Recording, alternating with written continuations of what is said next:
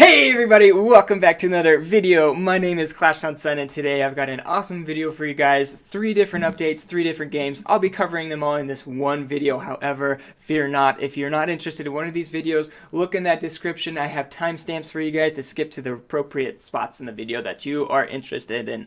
So, we'll be covering Clash of Clans, Clash Royale, and Brawl Stars and their updates and what is going on with them. Just a quick recap for them. So yeah, let's get into it, guys.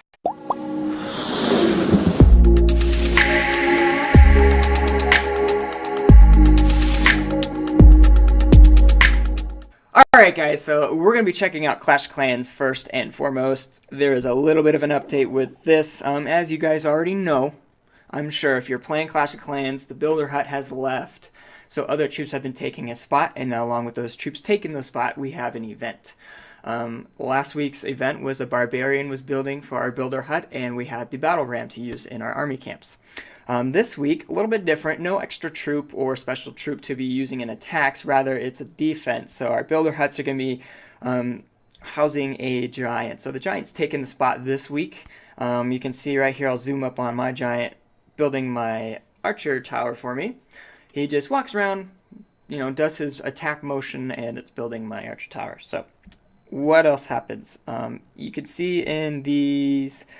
Where's my Builder Huts? There we go. So those are the Builder Huts this week and what they look like. If they are destroyed, a Giant will come out. So this information can be located here in the events section. Today's events. Time left, we've got 4 days and 17 hours left on it from the time I'm recording this video.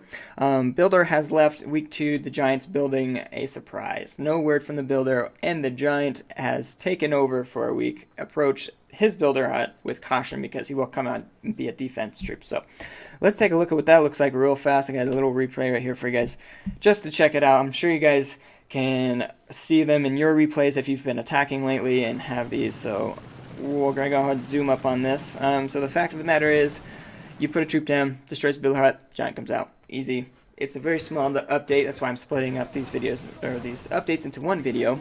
So you see, they're not very powerful because that wizard just took it out like it was not much to look at. So Builder Huts on the outsides here. We're going to zoom up on them and see what I do to take care of them without, any troop damage from the Giant himself. What I do is I put an air troop down, a minion right there like that, and then as the Giant comes out walking around aimlessly, not knowing what to do, the minions up in the air taking care of them. So that's what I do to combat those. If you've ever run into those as an issue, I haven't yet, but they could be troublesome for a 3-star if you happen to get to a point where you have a few troops and just a few Builder Huts left in the corner. So that's going to suck if you guys lose because the Giant comes out and kills the rest of your troops. So always hold on to a minion or another air unit that will take care of those. So what else is going on with news or stuff with Clash of Clans right now? The Builder Hut has been, quote, spotted in Brooklyn, New York City. So we're going to take a look at those real fast. He did build a couple of things, and you can see this right next to a bridge here. In New York City, he built a Tesla. So these are real-life structures inside New York City, and that's pretty cool. I think it looks like they put a lot of time into building these. That's the Tesla, obviously. It looks pretty cool. And then he also built here a P.E.K.K.A. And that's what that looks like. And so that's pretty cool. It's awesome to see that a game made in Helsinki, Finland, is coming and doing physical work over here in the United States like this. I think that's pretty cool. I think Supercell has a larger following in the Sweden, Finland, or even China, as opposed to the United States. So it's cool that they're paying attention to us over here. So that's cool. You can see it says New York City Taxi, so it's made out of just random stuff that the quote builder has found around New York City. So that's what's going on with this update so far, guys. I'll be covering the last 2 weeks where the Wizard and the Witch take over as the builders along with their special events. So I'll be making sure you guys are informed of those. Yep. So we're going to get on to the next game here, and I think it's going to be a Brawl Stars update. Alright guys, so Brawl Stars has received a little bit of an update. It's kind of a balance change, more or less, and we're going to be taking a look at that information. If you're interested in finding this information for yourself, I'll have links in the description again with all the information that you can have and help you lead you to that info. So I'll show you how to get to this information from the actual app itself within Brawl Stars. Here we're going to go to the news section. We're going to hit go on balance changes. So this is going to take you to their Reddit page where they're going to tell you all the things that they've been working on and what's coming up. So this is what's live as of August 11th. Yep. So matchmaking changes. Duplicates of the same brawlers on the same team will very rarely occur in matchmaking. Note, players in low trophy games will still encounter duplicates. So have you ever played a heist where you played against 3 Barleys? A little crazy, so they're going to try to prevent that from happening. When you're, obviously this isn't going to take any effect onto if you have a group started, so you have 3 people in there, you can't choose the same brawler, so it doesn't apply to that. Improvements to matchmaking balance, probably what that is saying is matchmaking based off trophy level or skill level, so XP level.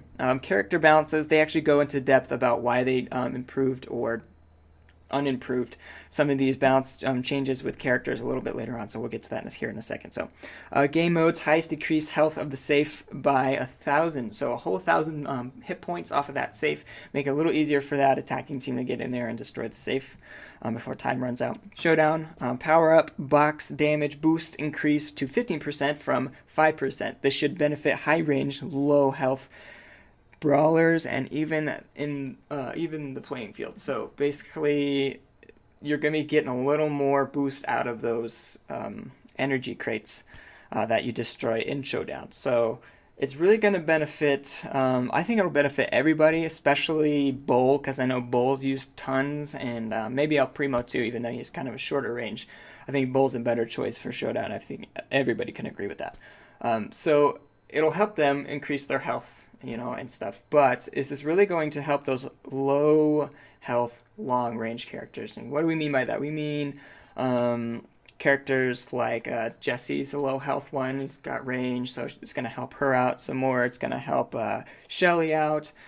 She's a kind of a medium health character, but we'll see some updates when that. So let's go ahead and look at the individual balance up changes that they did to each brawler themselves.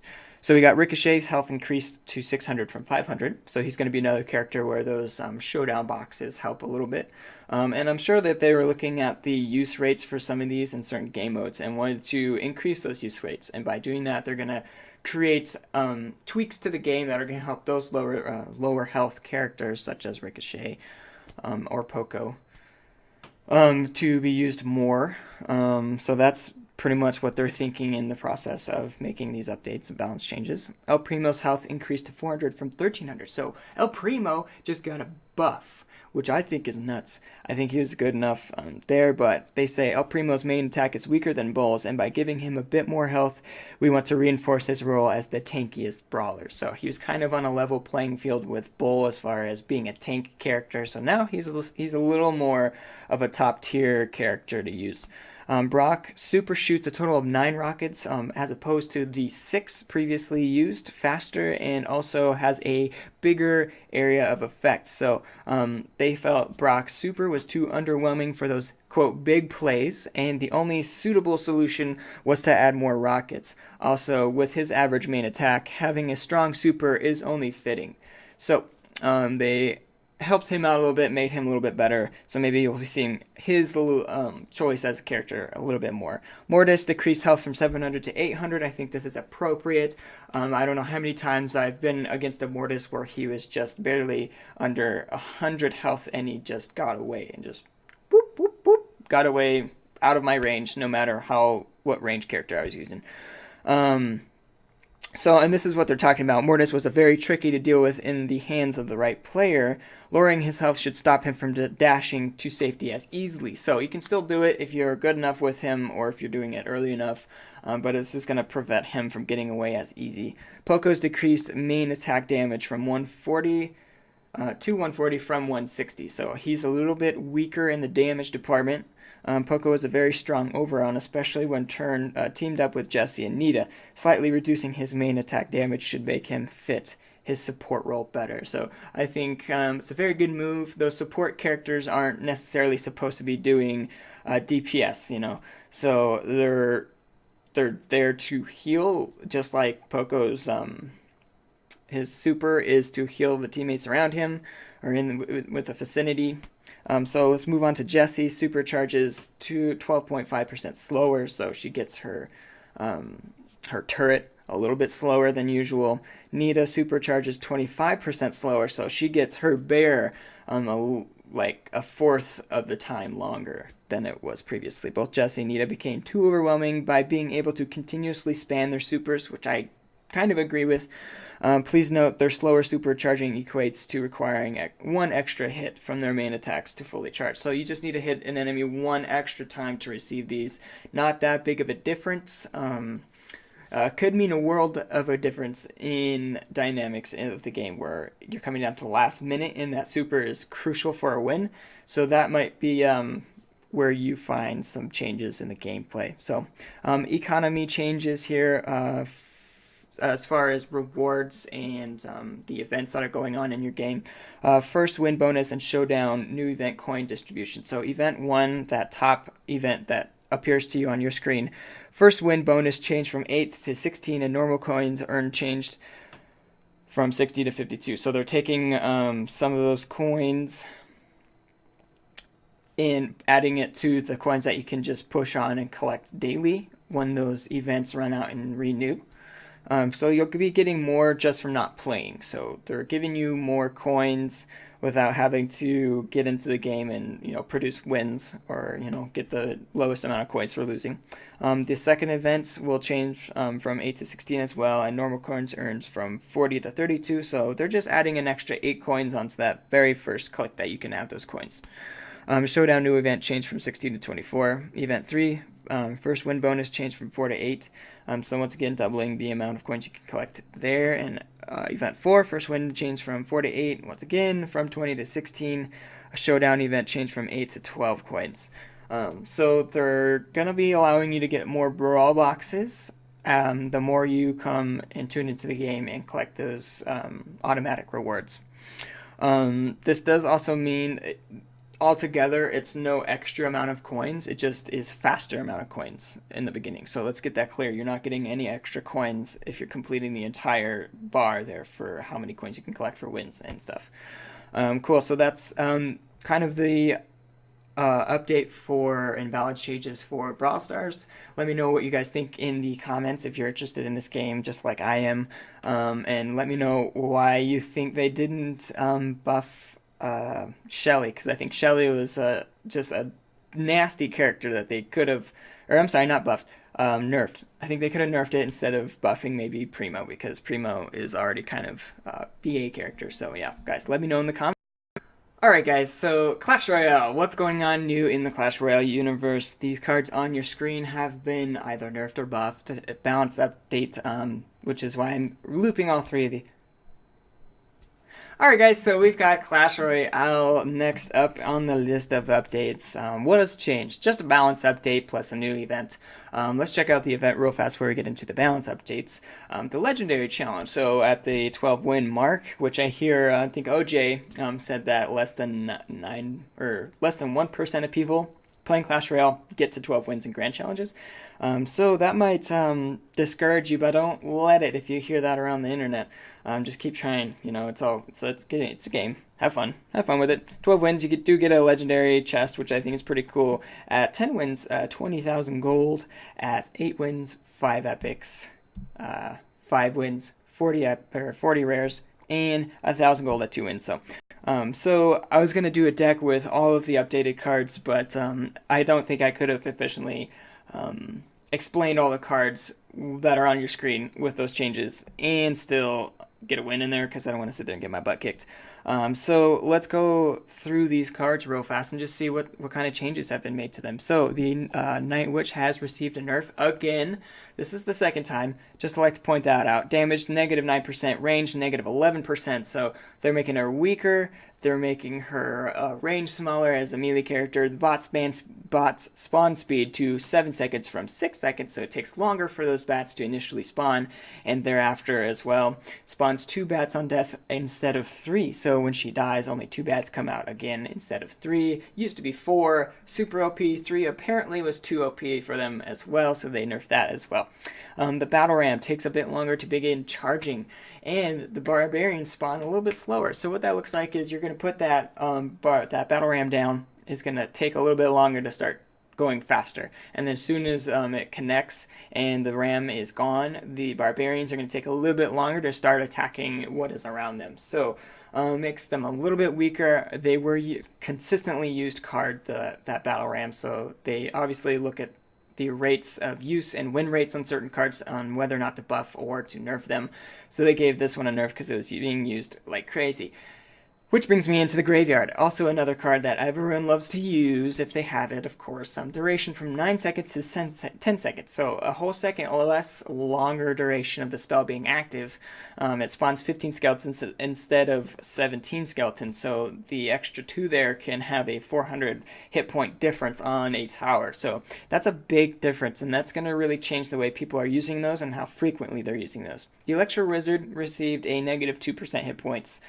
So he's a little weaker. I think that means that he's going to be easier to take down with certain things like the fireball or different stuff like that. The heal spell duration to 2.5 seconds from 3 seconds. So that, of course, was been used with those 3 Musketeer decks like crazy. And so they're making the heal a little weaker, about a ½ second weaker, to mitigate some of the OP-ness of the card. Next card, the Mini P.E.K.K.'s damage to 4.6% plus. So he's going to be doing a little more damage, makes him a little more viable defense option to initiate a counter push with. The Expo and Mortar, very low use rate cards, have received buffs as well. Deploy time to 3.5 seconds from 4 seconds, and same thing with the Mortar. So they're going to be put down a little bit quicker, 0.5 seconds quicker, but still that could mean the difference between 0.5 seconds is how long it could take you to put a card down. So that is a difference between locking onto the tower or not, and that could, change the whole entire game. The Dark Prince, I'm sure nobody uses the Dark Prince very much. I know I don't ever. Damage increased by 6%, hit speed to 1.4 seconds from 1.5 seconds. So his hit speed was decreased a little bit just to make sure that 6% increase in damage was not too OP for him. He's still going to be a versatile splash damage card to use. I'd recommend starting to use him now just to check out the balance updates, and with all these cards, really, just check them out because they're going to change the way the game is being played, and it's going to make the game look different. So just try them out and see what you guys think. The Ice Wizard's the one that everyone's been raving about. Look at those. Hit damage increased by 10%. Hit speed from 1.7 to 1.7 from 1.5. So he's a little bit slower, but now he can one-shot minions. He can one-shot a bunch of those bats. Like, those make a difference in the game. That could really change the dynamic of winning or losing.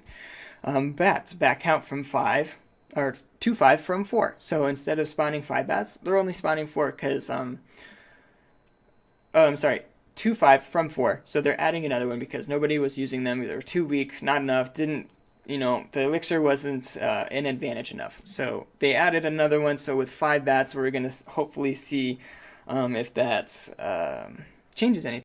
Alright guys, so thank you so much for watching. We do have plenty of links in the description. Go ahead and check those out if you guys are interested in more information or any opinions on this information from other people. Go ahead and check those links out. Good information. I'm going to link Supercell's Twitter accounts, Reddit accounts, and stuff like that. Also, go ahead and follow them, show them support so they can keep pushing out these awesome updates to keep our interest in these games, because I think that's what really matters, is supporting them so they can support us. So thanks for watching, guys. I do appreciate you tuning in. If you're new and if you've gotten this far, man, kudos to you. If you're watching this, please subscribe to the channel. I do make videos pretty often, trying to make them once a week each game, because I just got a new job. So thanks guys so much for tuning in, and we'll catch you in the next episode. Clash on.